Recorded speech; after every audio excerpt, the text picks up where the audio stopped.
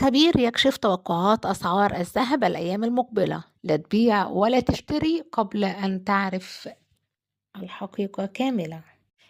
يا مساء الذهب، النهاردة موضوع مهم لكل اللي بيشتغلوا في الاستثمار أو لسه بيفكروا يشتروا أو يبيعوا ذهب.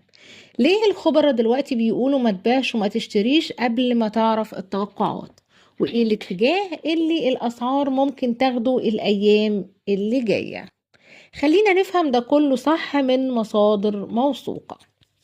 السوق العالمي للذهب بيقف حوالي مستويات قوية حوالين 5000 دولار للأوقية بسبب ضغوطات اقتصادية وتوترات عالمية.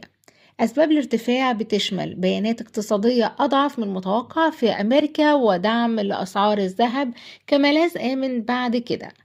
وكبار المؤسسات المالية زي جولدمان ساشز بتتوقع الأسعار لسه في اتجاه صعود عام 2026 حتى لو مش سوبر سايكل في السلع كلها. ده معناه ان السوق العالمي بيقول الاتجاه العام صاعد لكن مش خط مستقيم دايما.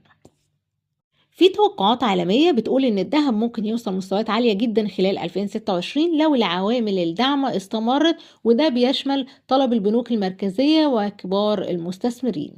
في تقارير بتحلل السوق وبتقيمه كسوق في حالة تقلب قوي، يعني ممكن يشوف موجات ارتفاع وهبوط في فترة قصيرة جدا. حتى مع التصحيح اللي حصل في بعض الجلسات، التحليل الفني بيشوف إن الاتجاه الصعودي الأساسي مازال قائم.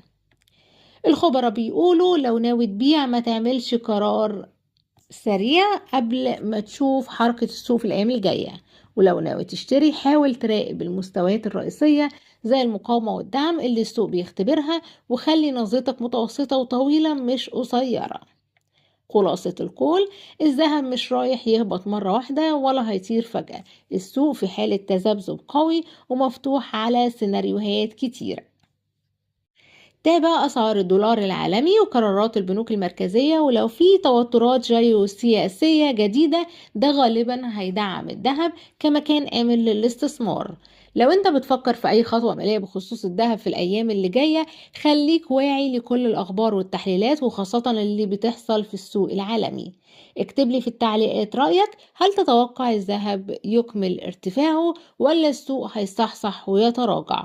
ولو عايز فيديو لاحق عن أسعار الذهب في مصر بالتفصيل قولي وأنا أجهز لك فيديو تاني جديد.